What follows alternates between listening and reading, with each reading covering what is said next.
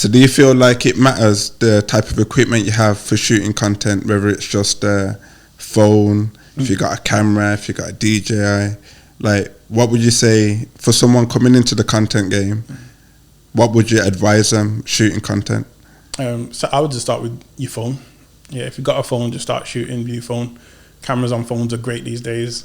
And if you want to upskill yourself a bit, then you can start like color grading your phone footage, which is good because our iPhone. So there's an app called the Blackmagic Camera app on your iPhone.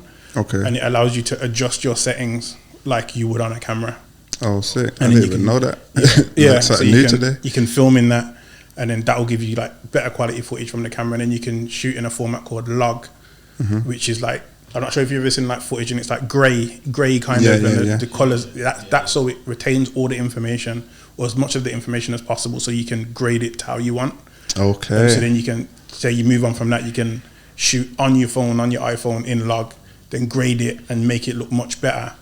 And then once you get to that point, then you can be like, okay, now let me get a proper camera kind of thing. And I think audio is a big one as well. I think even before the grading stuff, get like a DJI mic or Hollyland mic and stuff, so your audio's clean. Clean audio, yeah, I agree. Because I feel like it makes a big difference. You know, when you're watching content and someone's got a mic and you can hear them clearly, it's like, it's a lot better than trying to hear through everything else that's going on.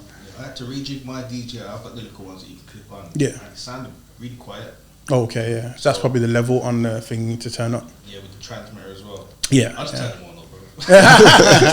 But you don't want it to be distorted as well. So, you just get, just until you get to the top of it, I just thought, Yeah, because I think even it being a little bit too low is better than it being distorted, because the lowness you can raise the volume and then put something like a voice isolation on it to get rid of the background noise. Whereas when it's distorted, it's like the file's gone kind of thing, or starting to pop and stuff.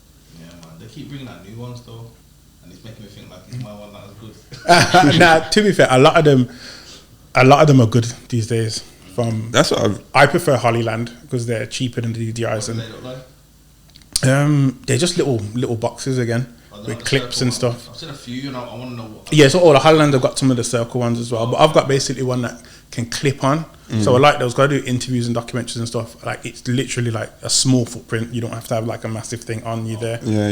But then they've got bigger ones as well. So yeah, but again, like, depending on what content you're doing, if you're doing like a film or something, you want to hide the mic. But if you're doing some sort of content for something, just slap the mic right on the front of your chest. Because when you start, because the best audio you're gonna get is here. But then it's like, oh, now you're making trade-offs. So it's like, oh, I want the mic hidden in this, so you're gonna put it there. The audio is not gonna be as good, but it's gonna be hidden, and then you can do bits and bobs or use a shotgun mic, so it's off. But again, that's further away from you, so it's just trade-offs of what you want to get. But if you're just starting out doing content, just slap it on the front of your chest to get the cleanest audio. When I did like these little videos on Insta, I had like a little tiny one. It's like an Amazon special, like £7. Oh, okay. But I haven't told it to my mouth like this before. I don't want so the cheap ones, I'd stay away from the cheap ones, because like the price of good technology has come down a lot in recent years. So straight go for DJI or Hollyland. I've used both of those and they're great. But yeah, the cheap ones where it's like it's like a $5 for this mic. There's a reason that mic's a $5. Yeah, man, I still got my cheap mics right now. I do need to upgrade, so I ain't gonna lie, but it's just doing what it needs to do for now. But and I've got another new mic's got like noise cancellation for the background stuff. So like literally the audio coming straight from the mic is good enough just to use. Yeah.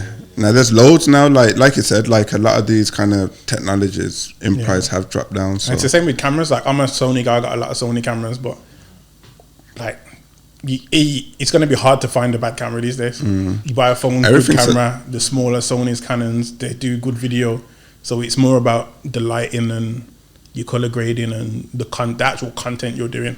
Yeah, I feel like everything's a lot more accessible now. That's why everyone is able to do a lot more compared to back in the day where you just have the one or two photographers. Yeah. Now a lot more people can be creative because the price points are a lot better now. And that's where my business mind kicks in, because that's when I'm part creative, part business. So it's like, oh, how can I create a business and a living off this? So I've got the studio where obviously, like most photographers, it just don't make sense in having their own studio. You just all the money you could be making and spending on equipment or making you work better, you're spending on rent. So Yeah, it just true. it just don't make sense. So it's like, oh, I can, because I've got the space, I can rent it out to them, make a bit of income off that. Then I rent out my equipment as well. So it's like there's a guy that maybe comes in a few times a month and he does like interviews and stuff, Yeah, but he's yeah. got one camera and a lens, so he's booking a space off me, and then he's renting a camera and a lens off me as well for the second angle. Yeah, And it's yeah. like maybe once a month, like every few months, he need like, why have a few grand tied up in a camera